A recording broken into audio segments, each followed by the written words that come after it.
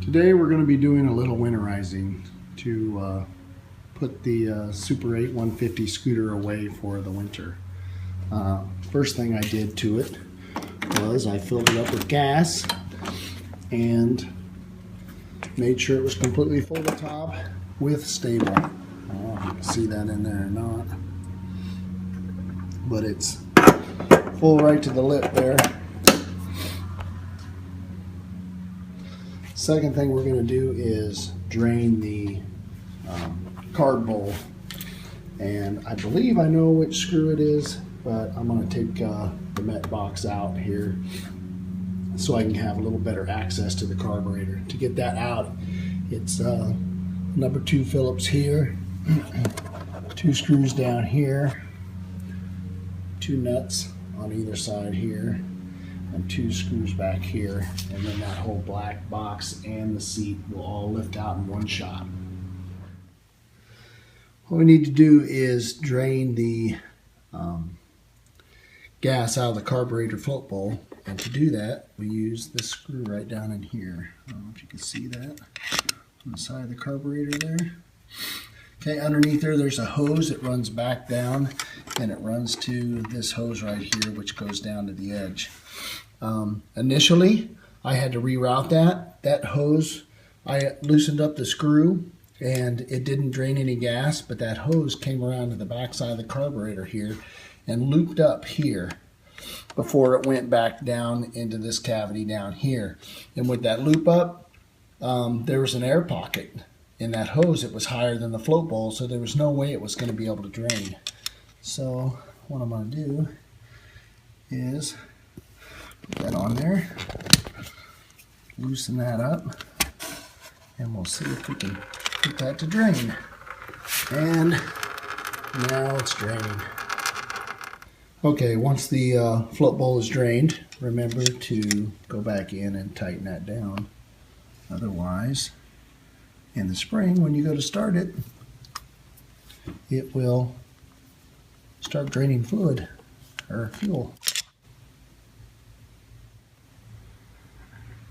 Another thing I did was I drained what I call the Puke Tube down in here. This has a black rubber cap on it, and you just pull back this little hand squeeze clamp here and pull the black plug out and drain that in there. It's going to have a brownish liquid in there. Just keep that clean, and that will be ready for springtime too, so I won't have to worry about it right away. And there's what that looks like all put back together. On the left is your carb drain hose, and on the right is what I call the Puke Tube. So one thing that some people do, and I'm not going to do it just because I have a temperature sensor installed on my scooter, and that is fog the engine. And what you do in that case is when you have the Met box out, you can pop this front cover off here and get to the spark plug and take the spark plug out. It's on this side underneath this cover here. You have to remove the boot, remove the spark plug, and shoot a couple squirts of fogging oil in there, and then use a socket on your stator here and turn that around a couple times. So you can get that worked around the cylinder. It just keeps it lubricated, I guess, over the winter. I'm not going to do that, like I said, because I've got this temperature sensor on there, and that's very sensitive, and it goes around the spark plug, and it was kind of a pain in the butt to do it when I originally put that together, so I'm not going to do that portion of it. Another thing that somebody mentioned that I know owns one of these said they were going to do, and that was to cover their exhaust. I ran this scooter about 15 miles before I started this maintenance. Once it's completely cooled off, I'm going to put some sort of a plastic bag over the end of the muffler there and rubber band that closed. That'll just, 1, keep moisture out during the winter, and 2, keep the critters from crawling up maybe the tailpipe and causing some issues in the spring. You never know what might try to get into the shed. I'm going to store this thing in the shed over the winter, so.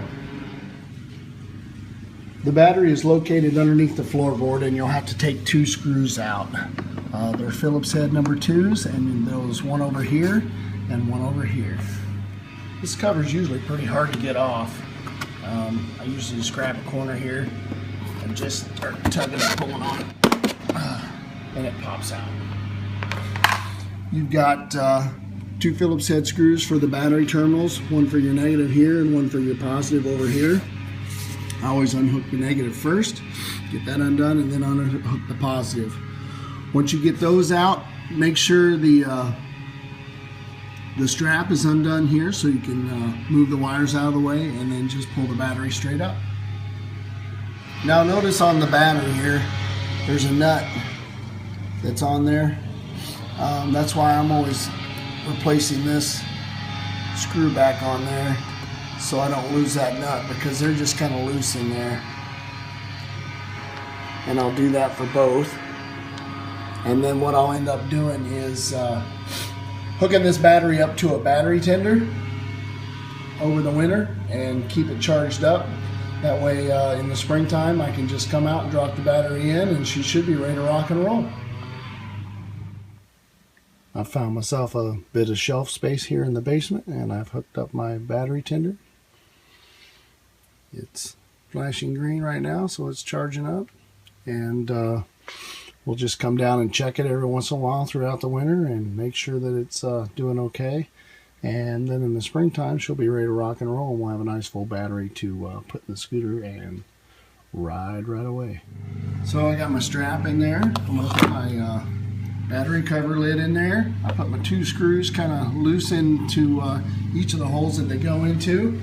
We'll cart the scooter off to the shed, and she'll be she's taken care of for the winter. We'll get her out in the spring. Normally I would clean it up. It's got a little dust and dirt on it, but I kind of get the feeling that in the spring I'm going to be hankering to ride, so I'll probably get it out before it's actually warm enough to ride. And so that'll give me the opportunity to get her all cleaned up and make sure she's ready to roll. Thanks for watching. Don't forget, like and subscribe, and go Tigers.